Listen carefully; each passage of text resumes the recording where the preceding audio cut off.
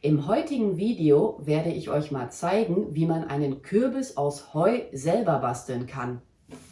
Ich bin jetzt gerade dabei, mir mein Heu schon mal so ein bisschen, ich sag mal, zurechtzudrücken. Und dann werde ich jetzt mal als nächstes meinen Bindedraht hinzunehmen. Die Farbe bleibt jetzt hier wirklich jedem selbst überlassen. Ich habe mich jetzt bewusst für diesen rosafarbenen Bindedraht entschieden. Ne? Ist jetzt letzten Endes sowieso mal alles Geschmackssache. Habe jetzt hier mein Heu angehoben. Der Bindedraht ist jetzt unten drunter. So, komm mal her. Anfang. Ach, der hat einen kleinen Knoten, ja, ist nicht schlimm. Und der Bindedraht wird jetzt hier an dem Heu befestigt werden. Ich ziehe das Ganze jetzt auch schon mal so stramm, wie es irgendwie nur machbar ist. Befestige den Bindedraht.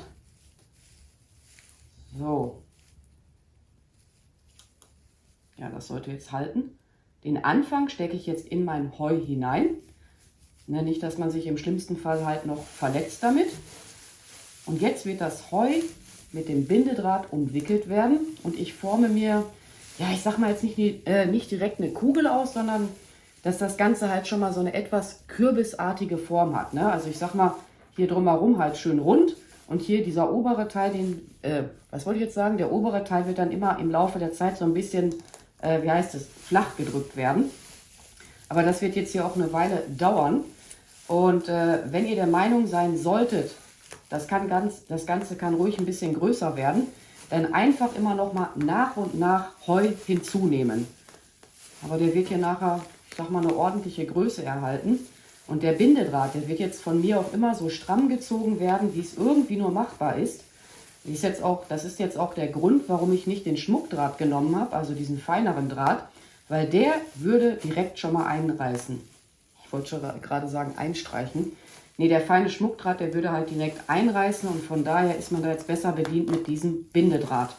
Dann immer mal so formen, ne, könnt ihr auch so hin und her drehen. Ja, und dann fröhliches Umwickeln, würde ich mal sagen.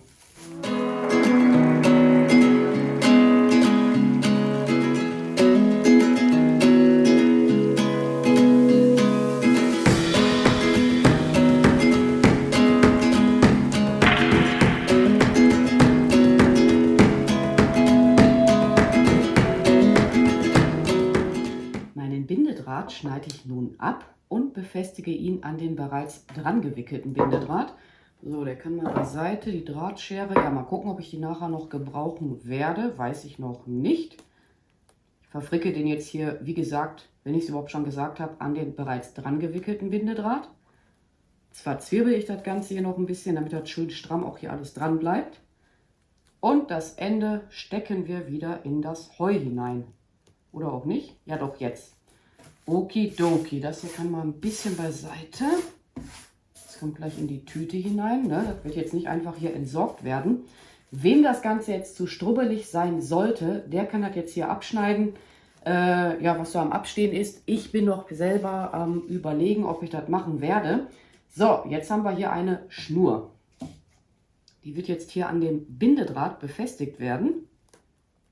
Ich hatte jetzt ursprünglich angefangen, den Kürbis mit dieser Schnur zu umwickeln. Das Ganze war auch schon so gut wie fertig, aber mir gefiel das optisch überhaupt nicht.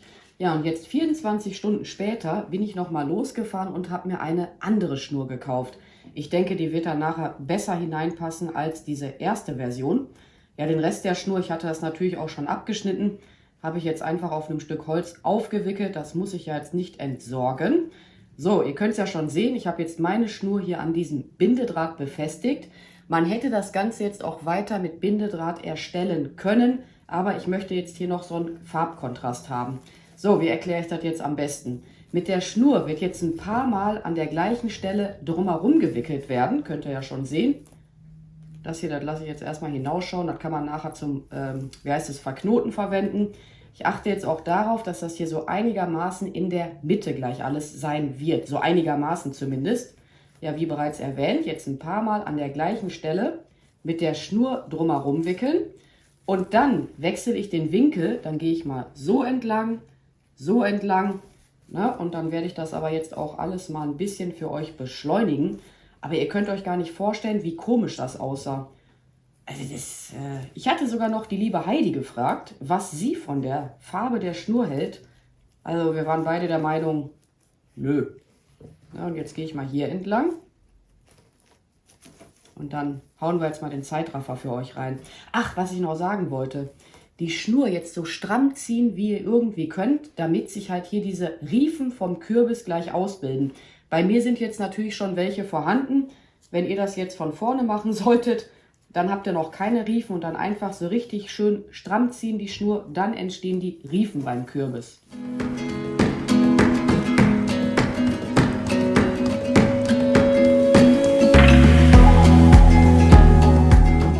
Die Schnur schneide ich nun ab und befestige sie an die bereits dran gewickelte Schnur, beziehungsweise hier an den Anfang der Schnur. Aber ich gehe hier mal einmal dazwischen entlang, damit er nicht gleich hin und her verrutscht, also der Knoten. Sicher ist sicher. So, machen wir jetzt hier einfach mal einen Doppelknoten hinein. Aber ihr glaubt gar nicht, wie komisch das aussah. Also das gefiel mir optisch wirklich überhaupt nicht. Ich hatte das Projekt schon fast fertig, aber nee. Nee, also das wollte ich euch nicht zeigen. Ich hatte sogar schon einen Stiel mit dran gearbeitet. Ich werde euch einfach mal am Ende des Videos das Bild dazu zeigen. Also das war wirklich, ja, eigentlich war es schon fast fertig. Und jetzt hier einfach nochmal das Ganze, ich sag mal, ausformen. Wenn euch die Abstände jetzt hier nicht so zusagen sollten, man kann das auch noch vorsichtig, kann man die Schnur noch so hin und her bewegen. So, das hier brauchen wir auch nicht. Das ist nämlich jetzt hier gleich überflüssig. Das schneiden wir hier auch nochmal ab. Wer möchte, der kann hier diese kleinen Strubbel abschneiden oder halt dran lassen. Das bleibt jetzt hier jedem selbst überlassen. Ihr könnt euch gar nicht vorstellen, wie froh ich bin, dass ich das Ganze jetzt mit dieser orangenen Schnur erstellt habe. Eigentlich war es auch logisch, weil der Kontrast war letzten Endes zu gering. Ne, so sieht das dann von unten aus. Das hält aber jetzt wirklich von alleine. Da muss man sich jetzt keinen Kopf machen. Ja, und dann kann man sich jetzt mal wieder Gedanken machen, wie man weiter dekorieren möchte. Mein Kürbis erhält jetzt noch einen Stiel. Das ist jetzt hier irgendein Ast, den ich halt irgendwann mal gesammelt habe.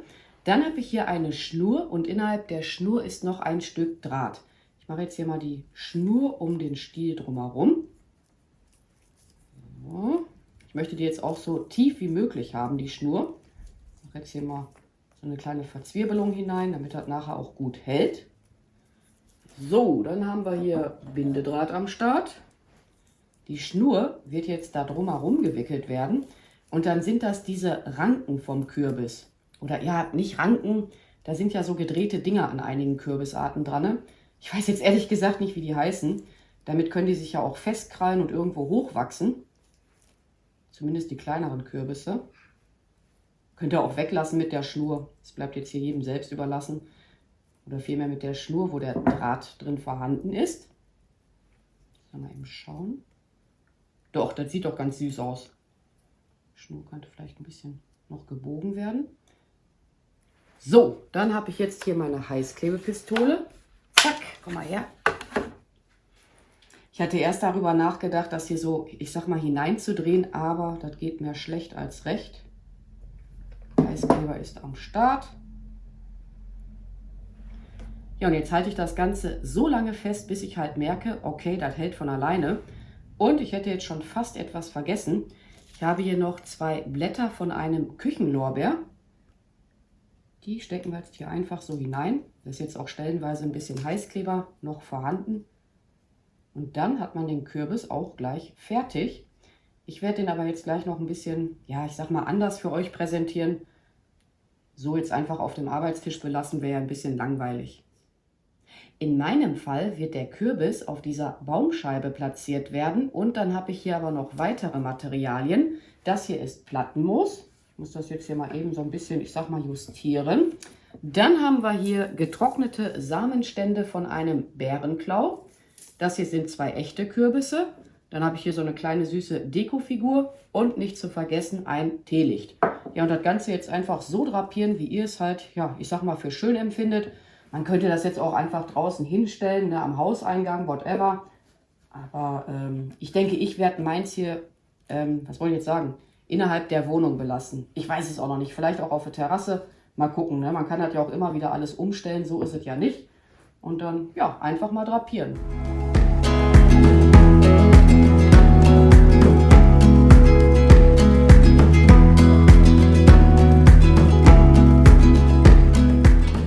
Ich denke, die Deko Deko ist ganz niedlich geworden und noch mehr werde ich daran jetzt auch nicht arbeiten.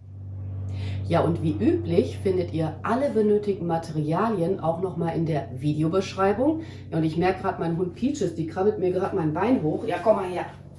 Du kannst ja auch mal Hallo sagen. Dann werden wir uns jetzt hier einfach mal gemeinsam an dieser Stelle verabschieden. Ich bedanke mich fürs Zuschauen. Macht's gut, eure Pink Peach. Bye.